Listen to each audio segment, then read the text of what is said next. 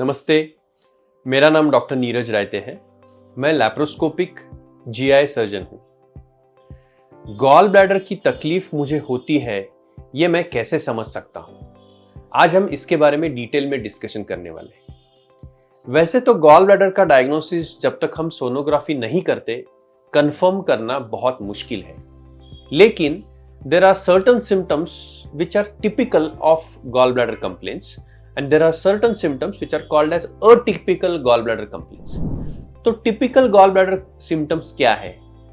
हमारे पेट के right upper part में अगर हमें दर्द हो रहा हो, वो दर्द राइट अपर पार्ट से पीठ की तरफ जा रहा हो, या फिर हमारे एपिगैस्ट्रियम में यानी कि अपर पार्ट ऑफ एब्डोमेन में अगर हमें पेन हो रहा हो, तो ये पेन गॉल ब्लैडर स्टोन की वजह से होने के चांसेस रहते हैं। काफी सारे पेशेंट्स को गॉल ब्लैडर स्टोन की वजह से इंक्रीज्ड एसिडिटी रहती है, जिसको हम बिलियरी डिस्पेप्सिया कहते हैं। अगर गॉल ब्लैडर स्टोन का साइज गॉल ब्लैडर की नली से बड़ा हो, तो ये स्टोन गॉल ब्लैडर नली को ब्लॉक करता है।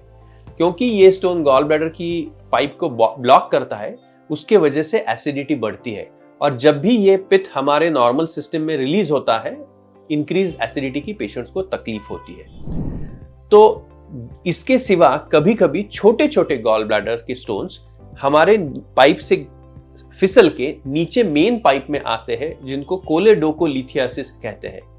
ये स्टोन्स हमारी जो कॉमन बाइल डक्ट है उसको ब्लॉक करते हैं। इसके वजह से हमारा पीलिया यानी कि जॉन्डिस बढ़ता है। ये स्टोन्स पैंक्रियाज के मुंह को भी इरिटेट करते हैं और पैंक्रियाटाइटिस भी कर सकते हैं। तो गॉल ब्लैडर इतना डरावना क्यों है? क्योंकि गॉल ब्लैडर की इन सारी तकलीफों से और कॉम्प्लिकेशन से बहुत लाइफ थ्रेटनिंग प्रॉब्लम्स हो सकते हैं। इसलिए उसकी ट्रीटमेंट अगर हम ये सारे कॉम्प्लिकेशंस होने के पहले करेंगे तो वो बहुत ही फायदेमंद रह सकती है।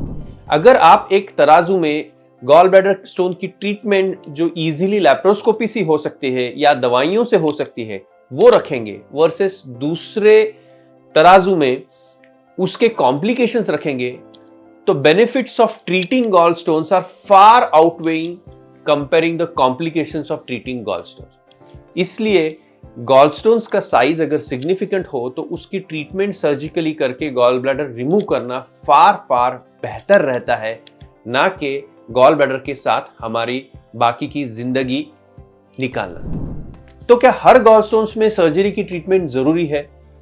Definitely not.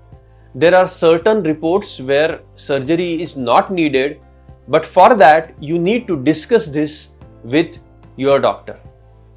कौन से गॉल स्टोन्स के रिपोर्ट में सर्जरी की ट्रीटमेंट जरूरी नहीं है, इसके बारे में भी हमने वीडियो बनाया है। आप उस वीडियो को भी जरूर देख सकते हैं। तो दोस्तों, आज हमने समझा कि गॉल ब्लैडर के सिम्टम्स क्या है, उसकी ट्रीटमेंट किस तरह से की सकती है, कब सर्जिकल ट्रीटमेंट करना जरूरी है, और नॉन सर्जिकल ट्रीटमेंट के क्या क्या ऑप्शंस रह सकते हैं।